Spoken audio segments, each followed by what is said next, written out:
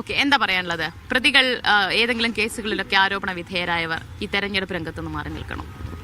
അതായത് ഈ പറഞ്ഞ പോലെ തന്നെ നമുക്കിപ്പോൾ ഏതൊരു വ്യക്തിയോടും ആരോപണം പറയാം.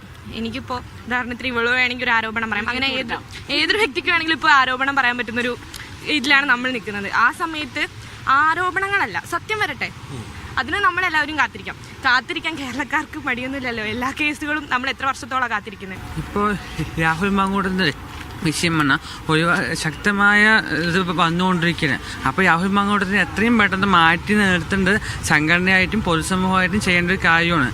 ഇപ്പോൾ ഇന്നലെയും കൂടി പരാതികൾ വന്നുകൊണ്ടിരിക്കുക. അപ്പോൾ എത്രയും പെട്ടെന്ന് അയാളെ പാർട്ടിയിൽ നിന്ന് പുറത്താക്കി MLA സ്ഥാനത്തിന് രാജിവെപ്പിക്കുകയാണ് വേണ്ടത്. തെരഞ്ഞെടുപ്പ് അടുക്കുമ്പോഴാണ് ഇങ്ങനത്തെ ഓരോ ആരോപണങ്ങൾ വന്നുകൊണ്ടിരിക്കുന്നത്.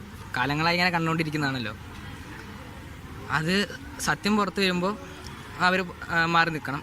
അത് ഇപ്പോൾ അവർ കുറ്റം ചെയ്തിട്ടുണ്ടെങ്കിൽ ഇപ്പോൾ അവരുടെ മനസ്സിൽ തന്നെ ഒരു ഇതുണ്ടാവുമല്ലോ, ഇങ്ങനെ കുറ്റം ചെയ്തിട്ടുണ്ടല്ലോ.